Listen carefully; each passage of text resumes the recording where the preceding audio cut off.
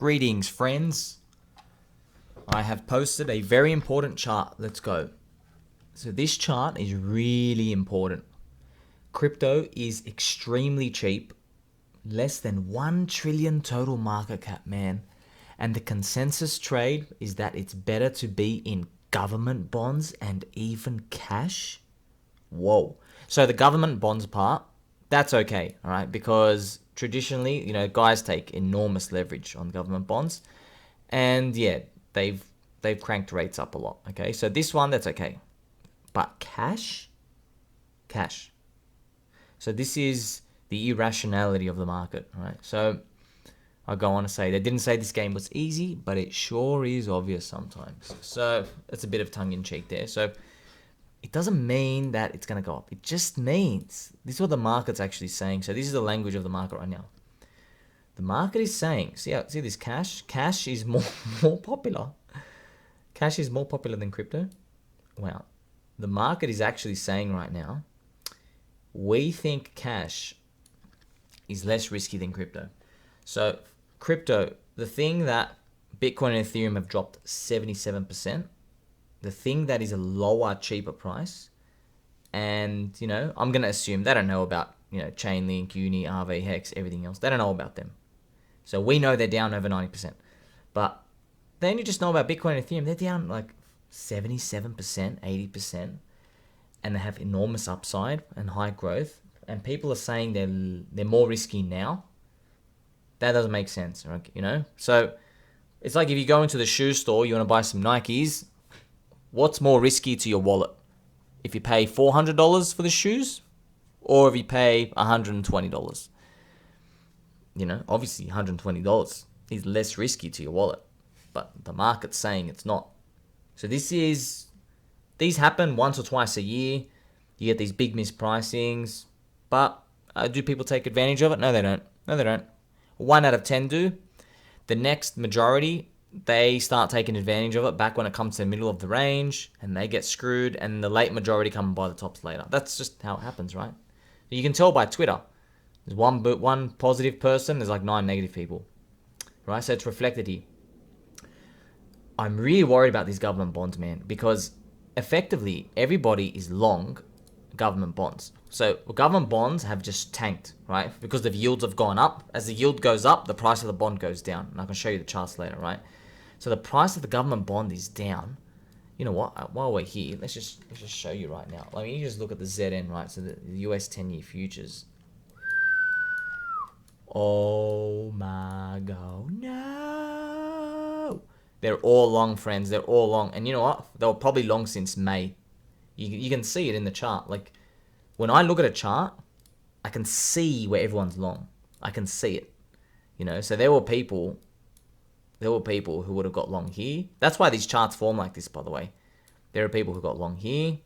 They're like, oh yeah, it's priced in, right? They said, oh, the rate hikes are priced in. And then it kept going. People got long here. And then it kept going. Oh, they're so wrecked. That's why everyone's long government bonds. Everyone's long government bonds. That's why everyone's been begging for the Fed to stop hiking rates all year, right? That's really why. It's because these guys have a shitload of money in this stuff, right? So, it's very interesting to see. So you can see the government bonds down. So it's just interesting, man. Everyone's long the bonds. You know what? Let's go back to this. Everyone's long stocks as well, Everyone thinks the stock market's going to go up, but on average, the stock market goes up. There's like a 80-90% chance every year that it goes up. So everyone by default just says, oh, take me the average, right? It's up plus 6% every year on average, so I'm just bullish, But when we look at the bonds, this is what we've been thinking, yeah? We've been thinking it's possible these capitulate. That might happen, right? And if this happens, they're going to have to do the yield curve control. They really do. But because we're all talking about it and we're looking at it, usually when these things come, in my experience, they take longer than you expect, okay? They don't come like this. So we're used to crypto, right? Where like SBF and CZ are tweeting and the next day everything's, literally blown up. It doesn't happen like that in the macro world, man. It's so slow. Like government boomers are really slow, man. They're really slow. And they're really slow to act. So You might see this like, oh, like, yay, we just, like, whoa, whoa, whoa, whoa, whoa. And then, like, maybe sometime we capitulate. Like in 2024, 2025, after Bitcoin has a halvening, there's some scare. Maybe. Or maybe it doesn't. Either way, everyone's long. And that's all you have to think about, right? That's the consensus. Government bonds are fiat and trash, but everyone's leveraged. And everyone's got stocks and corporate bonds. Middle is commodities. Middle.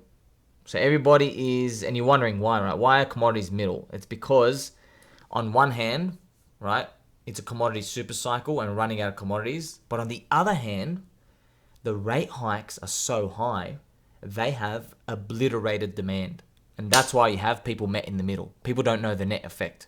Because the net effect is going to be a human reaction, which you don't know of. So what do I mean by that?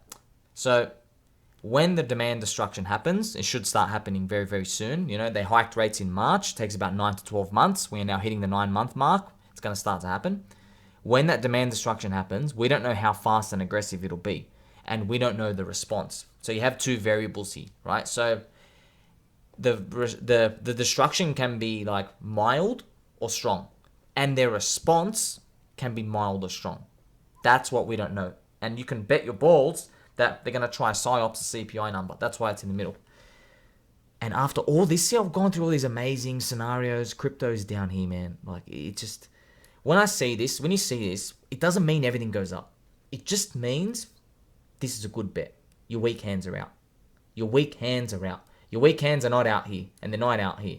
Okay? They're not. But they're out in crypto. Dude, that's what we want to see, man.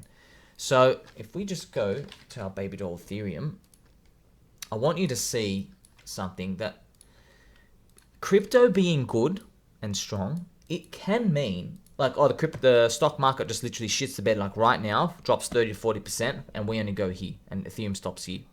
And then as the stock market reacts to them printing, it goes back up again. So, stocks drop 30 to 40%, Ethereum drops 30%, and you're like, oh wow, we dropped as much as the stock market, and then we retrace the move. That's what we might see happen. That's because cryptos, like, all the weekends are out. Most of the weekends are out. But that's one scenario. There is another scenario where, the stocks go sideways and we go up. What about that scenario? What if that happens? So you can say, oh yes, crypto's stronger. What about the other scenario? Stocks go up and crypto obliterates next year. That's another scenario, right? In all three scenarios, crypto's stronger. But in this bottom one, you are too early to buy. But we all know, right? So you want to be thinking for the years ahead because you don't know what scenario is going to play out. You do not know no one knows what scenarios are going to play out. But that's what we want to see, man. We want to see these cycles repeating because everybody was taken back by the 4-year cycle. It all repeated. You know what? F everyone. Screw them. I want the 4-year cycle to repeat again, all over again, because at least we have some predictability. So, I have a chart here of the US 2-year rates, okay? It shows how aggressive the Fed was for 2022. We're going to look back at it one day. We'll call it a major policy error. And also note that when they start cutting, it is deep. Most people are along the top here without knowing it. See, man, my tweets, they got some gems. They got some spice, Sometimes it's just me being a complete redacted one, but other times, man, like I'm glad you're listening. You're listening to this. You're paying attention. When people are long cash, they are long the top of his chart. They are saying these charts mean nothing. That's when they're long cash, okay? That's what they're effectively saying. That's what they're saying. And also when they're sidelined, that's what they're saying. And that's you're all the same position. Like you are long the top of that chart without even knowing it. You saying crypto's going to go down, I'm going to stay on the sidelines. You being wrong, you're long the top of his chart. You are long up here.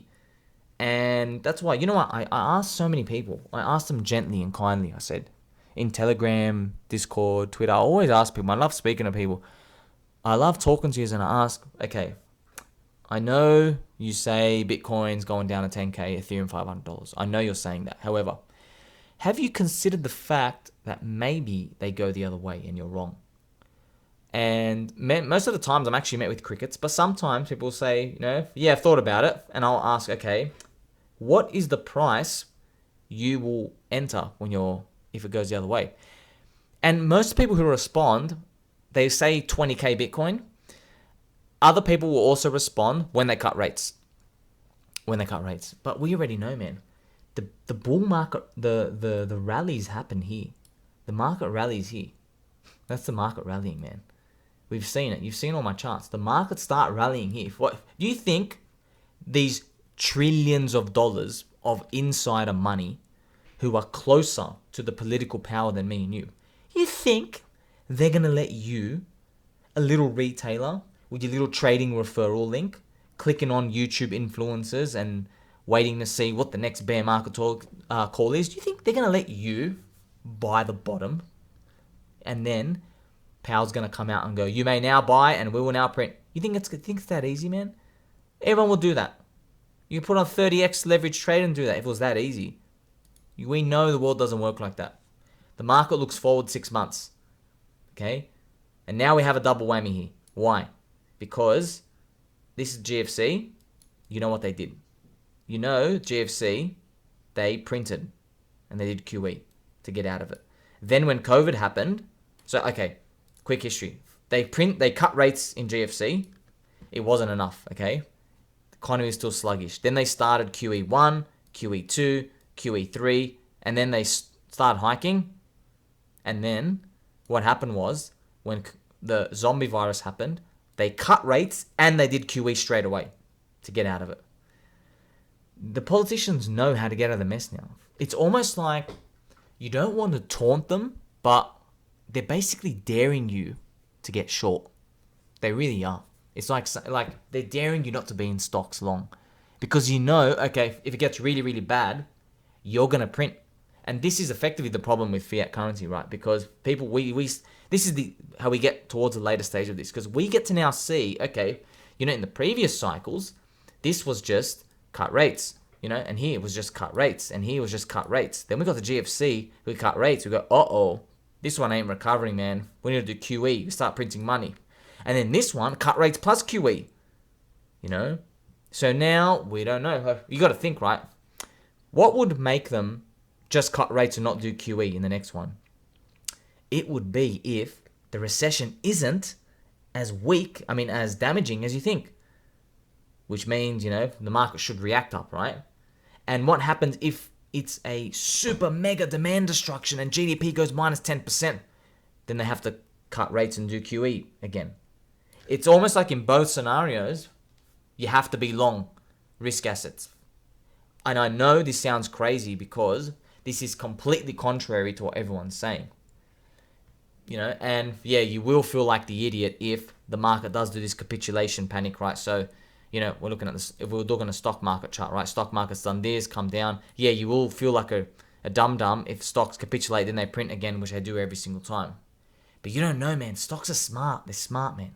Sometimes they come and do the big bull trap up here. And they convince everyone the narrative, and then it comes down and breaks the low. Everybody's used to one thing. Everyone's used to the zombie virus collapse. Everyone's used to, we just wait for the giant fall down to zero, and then they print money here, and then we just start buying. Yay. Everyone's used to that. But I don't think it's going to happen like that, man. I don't think it's that easy. We're just going to go back in history. When have you just seen every event walking forward from each other, just like a rinse and repeat of the one before? It's always something different. There's always a twist, right? We always like playing the game, So, how does this relate to crypto? Obviously, a lot of people are underexposed to crypto, and I like mapping this to see, this is a Bitcoin chart from 2015, right?